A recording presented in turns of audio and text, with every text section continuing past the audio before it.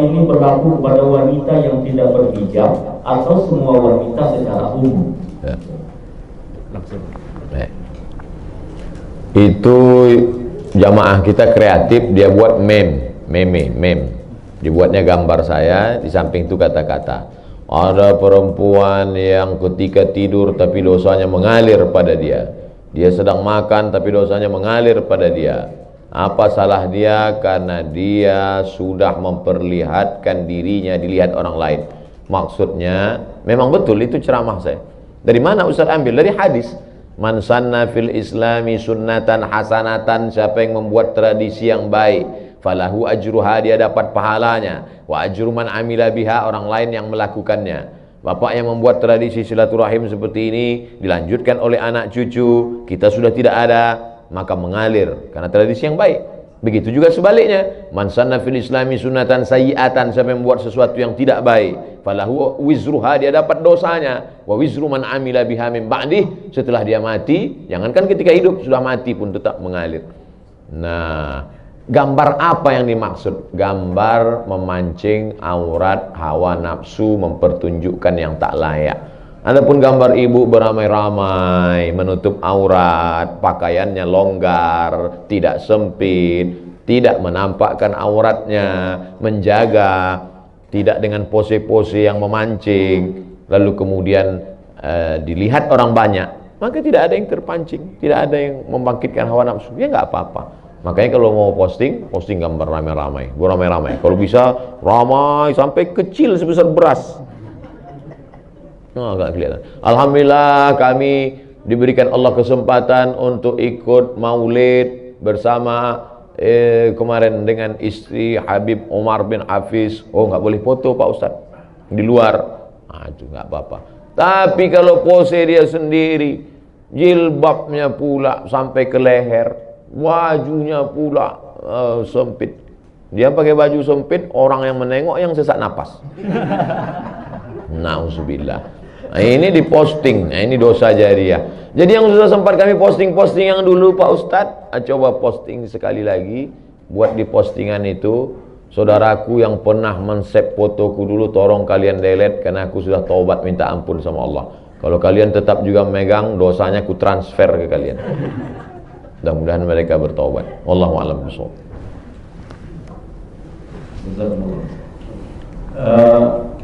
Insyaallah Ustaz Somad tidak akan lupa balik kemari lagi. Amin. Karena hanya satu-satunya mic yang seperti ini. Amin. Adanya di sini. Masya Allah. Ini agak aneh sedikit karena baterainya kelihatan. Mudah-mudahan Ustaz ingat terus. Ingat. Gitu ya, Mbak ya. Ingat. Baik, Ustaz, ada pertanyaan berikutnya. Bagaimana kita menyikapi pemimpin negeri yang zalim? Apa yang harus kita lakukan? Kuntum khaira ummah, kamu umat yang terbaik, ta'muruna bil ma'ruf, ajak orang berbuat baik, wa tanhauna 'anil munkar, larang orang berbuat munkar, wa tu'minuna billah, berimanlah kepada Allah. Saya tak akan pernah berhenti berceramah, berkhutbah, bertausiah, masuk kampus, keluar kampus, masuk kampung, keluar kampung, masuk negara, keluar negara. Yang ngasih izin datang, yang nggak ngasih izin pulang. Apa susah payah-payah. Selama hayat di kandung badan, selama masih boleh.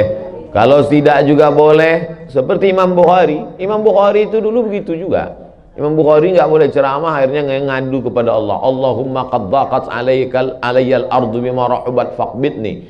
Ya Allah, dulu waktu aku menuntut ilmu 16 tahun keliling Makkah, Madinah, Mesir menuntut ilmu. Tapi sekarang begitu banyak tekanan. Faqbidni, cabutlah nyawaku. Sebulan sudah berdoa, mati, meninggal dunia. Saya sudah berdoa sering, nggak mati-mati. Takdir kuasa Allah Subhanahu wa taala. Jadi oleh sebab itu, maka tak pernah berhenti saya sampaikan, anggota dewan. Kenapa Ustaz cerita anggota dewan? Karena mereka dipilih aspirasi rakyat, dia mesti mencuarakan itu. Saya sampaikan di berbagai macam majelis.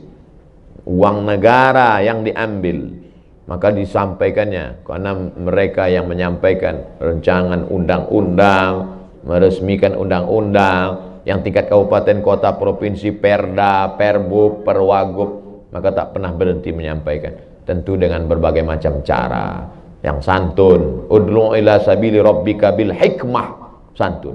wal mau'izatil hasanah, suri tauladan yang baik.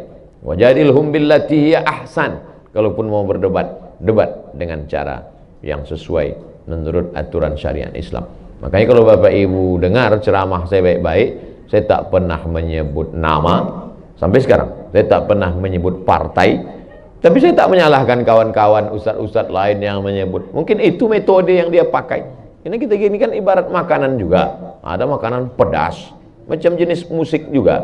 Ada yang metal, ada yang slow, tapi substansinya mesti sama, mengingatkan kita ini akan bangkit kalau cuman ada dua, amar ma'ruf nahi mungkar. Kalau sudah amar ma'ruf nahi mungkar tidak ada, bantai saja, suka hati hantam kromo, na'udzubillah.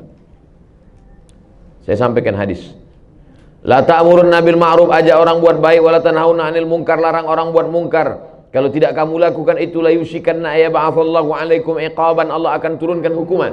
Tsumma tad'unahu, setelah hukuman datang kamu berdoa pagi, petang, siang, malam, fala yustajabu lakum, doa kamu tak dikabulkan Allah. Saya sesuai dengan kemampuan saya, tausiah, ceramah, khutbah, lokakarya, seminar, masuk kampus. Ini pulang dari sini akan masuk kampus di Andalusia, Bogor. Wallahu a'lam bishawab. Baik, mohon izin barangkali kita kasih kesempatan tuan rumah khusus spesial Bu Catherine. Barangkali Bu Catherine ada pertanyaan khusus ini. Nah, silakan. Mau nanya apa?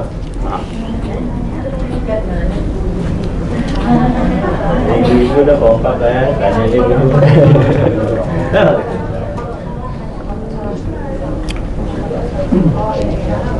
Kamu pikirkan sama kakaknya. Assalamualaikum warahmatullahi wabarakatuh.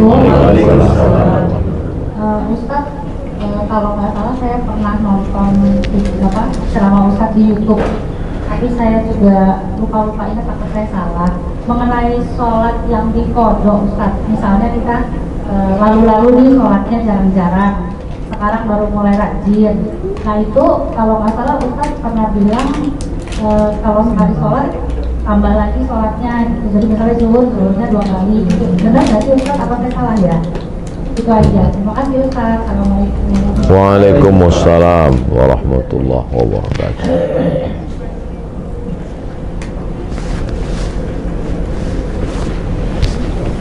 Langsung saya jawab Ustaz. Nanti habis sholat zuhur sekali lagi, usolli fardhu zuhri 4 raka'atin qada'an. Habis sholat asar sekali lagi, usolli fardhu asri 4 raka'atin qada'an. Jangan di masjid, nanti jadi fitnah. Ente sholat apa tadi? Mana ada ba'diyah asar? Asar sama subuh dibuat di rumah. Kalau habis ba'diyah maghrib dibuat, bolehkah sebelum ba'diyah atau ba'diyah? Boleh aja. Berapa mazhab yang mewajibkan qadha ini? 4 mazhab. Hanafi, Maliki, Syafi'i, Hambali. Tapi kata ustadz kami katanya nggak perlu qadha, istighfar aja cukup. Ibnu Taimiyah. Bukan mazhab 4. Ada tuh ustadz, saya baru taubat. Ya, sholat saya yang dulu saya ganti atau gimana? Udah istighfar aja selesai. Ibnu Taimiyah. Saya ikut ini aja Pak Ustadz. Ya nggak apa-apa. Saya kan menyampaikan 4 mazhab. Tapi saya, dalil-dalilnya Pak Ustadz, sahabat saya sudah nulis di internet. Cara nyarinya Pak Ustadz, buka Google, tulis di situ, sholat qadha Ustadz Sarwat. Kita tes ya, dapat apa enggak. Buka Google, tulis di situ, sholat qadha Ustadz Sarwat. Ustadz Sarwat punya rumah fikih. Sholat qadha Ustadz Sarwat. Di situ dia tulis dalil-dalilnya. Nah, itu ada video, ada bagaimanakah ketentuan tata cara mengqadha sholat, www.rumahfikih.com, Ustadz Ahmad Sarwat LCMA. Sudah dapat tulisannya, share. Berapa lama qadhanya Pak Ustadz? Ya berapa banyak yang tinggal dulu. Saya tidak anjurkan Bapak Ibu sore ini ambil cuti setahun. Sekali sholat saja setiap selesai, terus saya baru sholat sekitar 10 tahun Pak Ustadz, terus yang tinggal berapa? 20 tahun.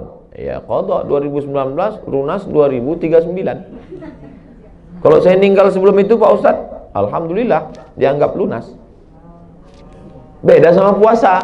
Kalau puasa ibu masih ada ninggal itu digantikan sama anaknya, ahli waris. Man mata, siapa yang mati, wa alaihi siyamun, punya utang puasa, soma'an huwa liyuhu, ahli warisnya melaksanakan. Saya niat puasa besok untuk almarhumah emak saya, ganti. Tapi kalau sholat enggak, sholat asal sudah meninggal lunas. Maka saya pengen mau cepat lunas. Wallahu a'lam bishawab. Baik, mohon berkenan satu lagi ada. Oh begitu ya, mau tambah lagi? Subuh juga bisa kan? Subuh di Subuh. Qadha ini bahkan Nabi pernah mengqadha salat tahajud. Nabi pernah salat siang 12 rakaat. Salat apa itu Rasulullah? Karena tadi malam kan tidak mungkin witir siang. Nabi itu 11 karena tahajudnya 8, witir 3, 11. Maka siang nggak ada witir, jadi 12. Tapi kita nggak. Qobliyah subuh kalau terbangun misalnya jam 5. Sementara sholat sholat subuh sudah dilaksanakan di masjid. Apakah kita yang terlambat bangun langsung sholat subuh? Tidak, tetap qobliyah dulu. Qobliyah dulu, jangan sampai tinggal qobliyah. Rakaat al-fajri 2 rakaat qobliyah subuh khairum minad dunya wa ma fiha, lebih baik daripada dunia dan seisinya. Bagaimana kalau masuk masjid sudah qomat? Qad qamatis shalatu, qad qamatis shalah. Tetap salat subuh, qobliyahnya diqadha setelah salat subuh. Pulang ke rumah qobliyah. Tapi tidak wajib. Yang wajib tadi yang salat 5. Subuh, zuhur, asar, maghrib, isya. Salat subuh, usolli fardhu subhi rak'ataini qadha'an. Qadha'an. Salat itu sebetulnya berapa Pak Ustaz? 3. Yang dilaksanakan cash itu usolli fardhu zuhri 4 raka'atin adaan. Yang kedua mengganti qadha'an. Ada satu lagi i'adatan, mengganti. Ibu sudah salat zuhur. Selesai salat zuhur, pas mau makan, cuci tangan, tiba-tiba ngelihat ada kulit ikan mas nempel di kulit. Berarti wuduknya tadi batal karena ada kulit yang tidak kena air. Maka sholat zuhur sekali lagi bukan ada, bukan qadha, tapi i'adah, siaran ulangan. Musolli fardhu zuhri. Atau bapak, ketika bapak sudah selesai sholat, istri bapak ngomong, papa, itu tumitnya saya lihat ada cat.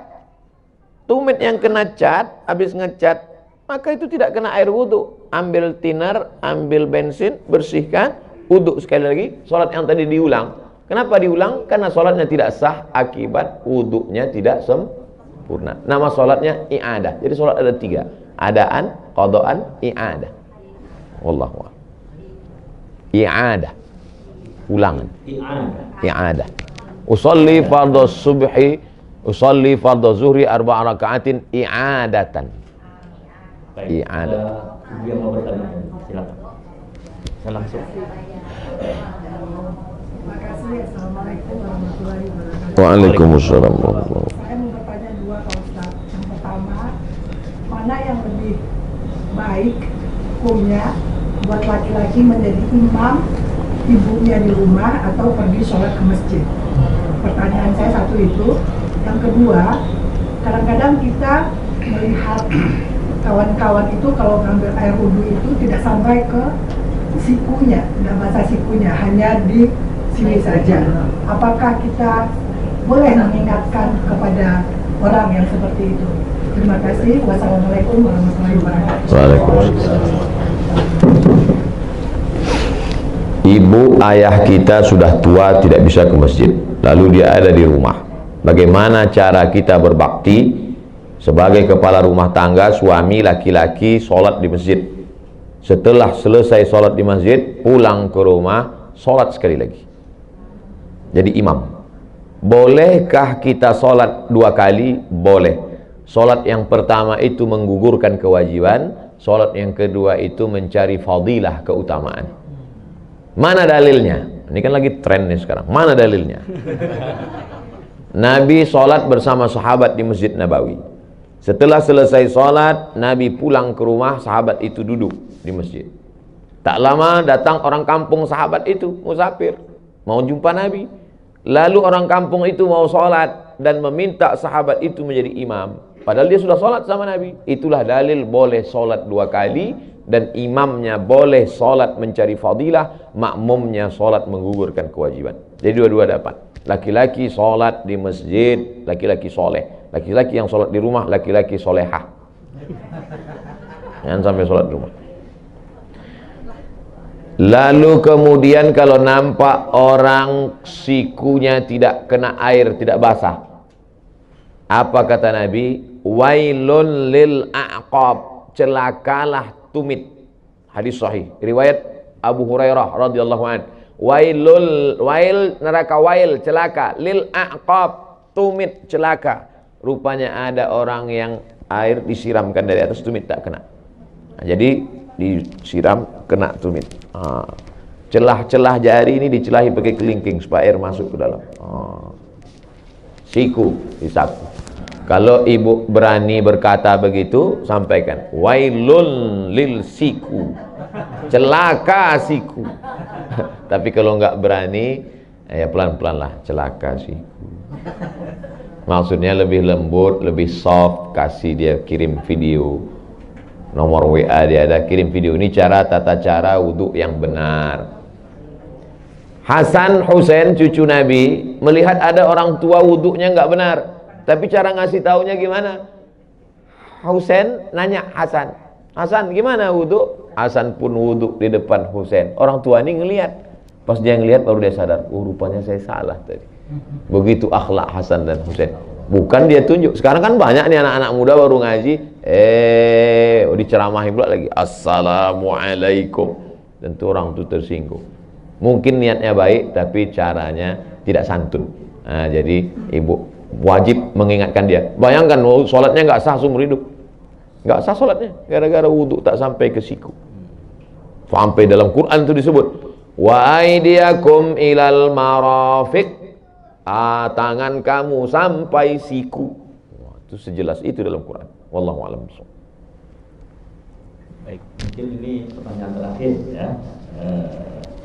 Ada pertanyaan Ustaz, bagaimana ciri-ciri Allah terima taubat seorang berdosa? Apakah semua dosa-dosanya akan diampuni jika ia bertaubat? Dalam tafsir Al-Kabir, tafsir paling besar, panjangnya semeter, nama penulisnya Imam Fakhruddin Ar-Razi, mazhabnya Syafi'i, meninggal 606, 100 tahun setelah Imam Ghazali. Ghazali 505, Razi 606. Saya ingat itu aja karena mirip-mirip. Allah tidak beritahu siapa yang dapat haji mabrur. Allah tidak beritahu siapa yang dapat taubat nasuha. Allah tidak beritahu siapa yang dapat sholat wusta. Allah tidak beritahu siapa yang dapat malam Lailatul Qadar. Tengok dalam tafsir surah Al-Qadar juz 30. Kenapa Allah tidak kasih tahu? Bayangkan kalau udah tahu, mungkin pengajian nggak ada lagi. Pak, Bapak nggak ngaji, udah dapat kemarin. Allah tidak kasih tahu itu, tapi tanda-tanda indikasinya ada. Apa tandanya? Katanya Pak Ustadz, kalau haji mabrur itu wajahnya putih, pulang dari Makkah paling putih, nggak pernah ke masjid, tidur di hotel. Ini bukan tanda. Tanda itu, itu dia kata kuncinya. Keyword, ke kunci, word kata kunci, ada perubahan. Dulu Pak Ustadz sebelum dia ngaji pelit, setelah ngaji nih Masya Allah. Dulu sebelum ngaji sedekah 2000, sekarang 2500. Ada perubahan. Dulu Pak Ustadz tuh sebelum ngaji, Masya Allah kasar ngomongnya. Sekarang udah mulai santun, taubat nasuha diterima. Dulu sebelum malam Ramadan Lailatul Qadar, orangnya itu Pak Ustadz nggak pernah ke masjid.